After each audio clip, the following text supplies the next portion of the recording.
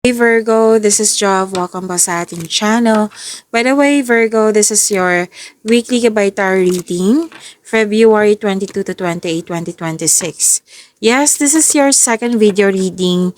Bonus reading nyo po ito. Kung gusto nyong mapanood yung first video reading nyo, andito lang po sa channel natin, hanapin nyo po. Kaka-upload lang po kagabi. Okay? So, gamitin ang reading na ito bilang gabay lamang. Tandaan, Virgo, ito po ay general reading. Angel number 1212, Duality. Within you are shadows of dark and beams of light.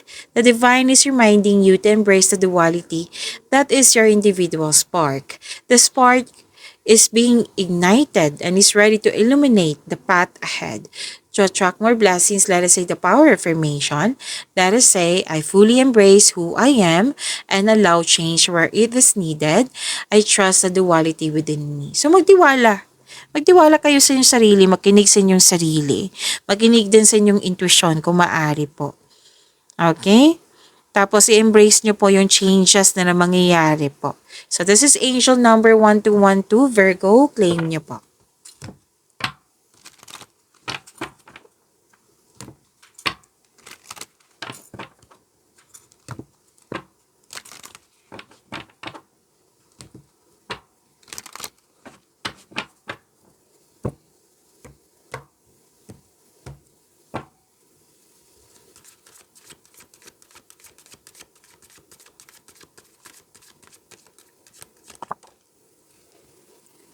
Andito po si Angel of Hope.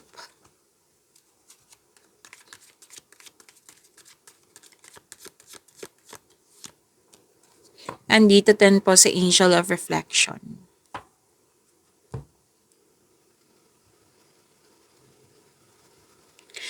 Virgo, maraming salamat po sa mga hindi nag-skip ng ads. Subscribe na po kayo sa ating channel at click bell notification para updated pa kayo sa bagong video natin.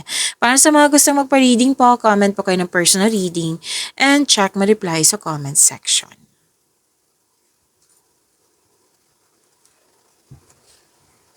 Okay, your energy.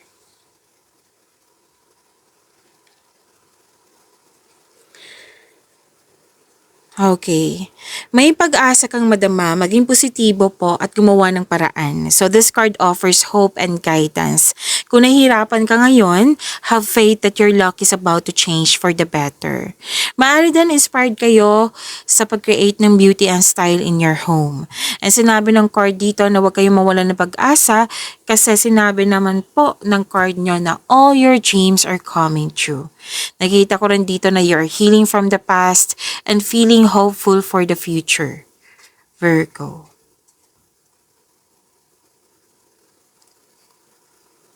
Okay. May nakita kong recognition dito, awards, fame. And some of you, you may be guided to begin a new business. Magagamit nyo po yung hidden talent nyo sa iniisip nyong negosyo ngayon. Okay, and this is also money luck, L-U-C-K. Oo.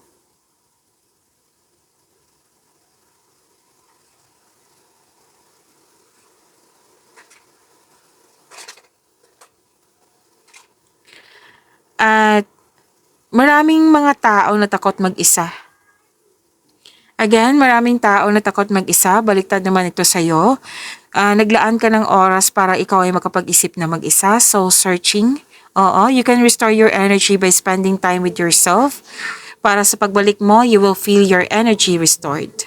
Kung naghahanap kayo ng solusyon sa inyong problema, sagot sa inyong mga katanungan, sinabi ng iyong card dito na nasa iyo na yung sagot, nasa iyo na yung solusyon. All life's answers are within you.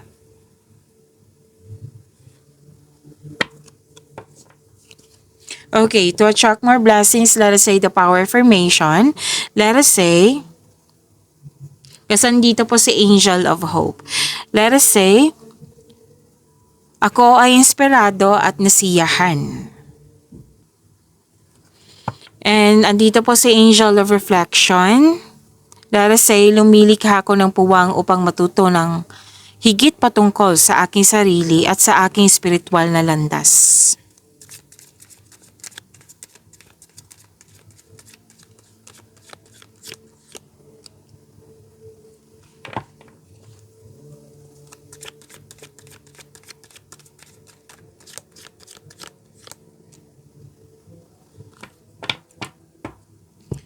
Sa career and money niyo po, Virgo,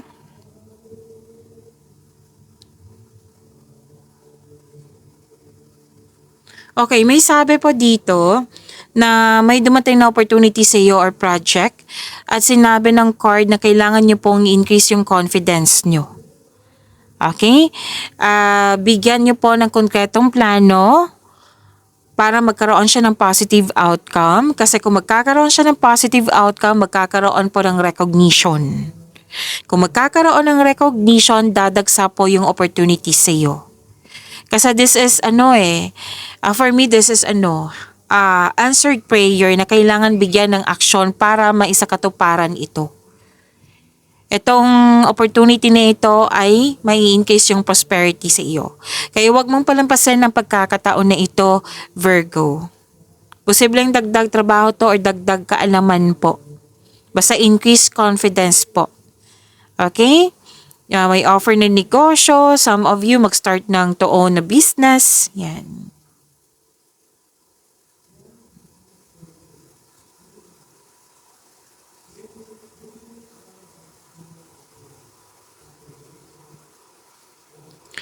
Okay, at sabi din dito na may magaganap na groupings or collaboration.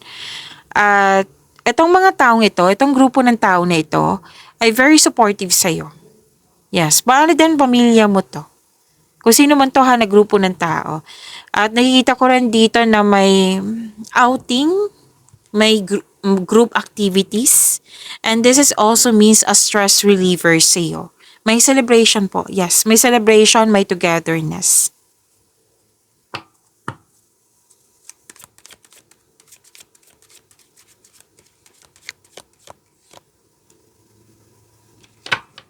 Andito po si Angel of Abundance.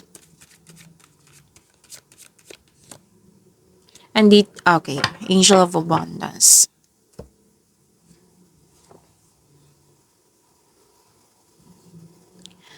Virgo, huwag niyo kalimutan na mag-subscribe sa channel natin at i-click yung bell notification para updated po kayo sa reading natin. At huwag niyo kalimutan yung first video reading nyo. Hanapin niyo lang po dito sa channel natin. Oo, kasi kaka-upload lang po nun. Okay, kung may repeating message, kung may nangyaring repeating message kasi nanood kayo sa inyo first video reading at second video reading, yan po yung pinupush ng card sa inyo na kailangan yung bigyan ng atensyon, solusyon at aksyon kung maaari po. This is about your love life, self-love, partnership, and romance.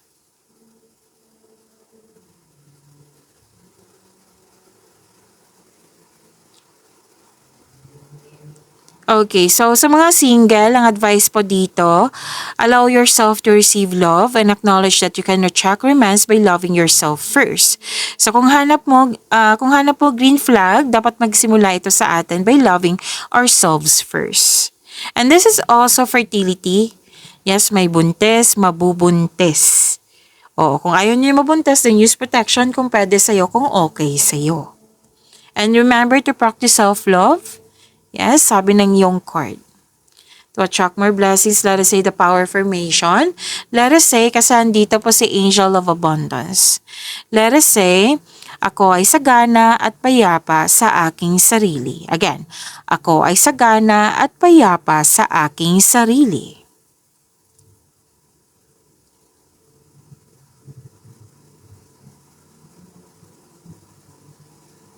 At sabi din dito, bless ka kasi stable na yung magiging partner mo or partner mo ito.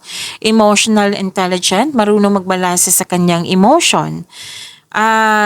May nakita kasi ako dito sa mga single na pwedeng nabiwirduhan ka sa maliligaw mo or niligawan mo.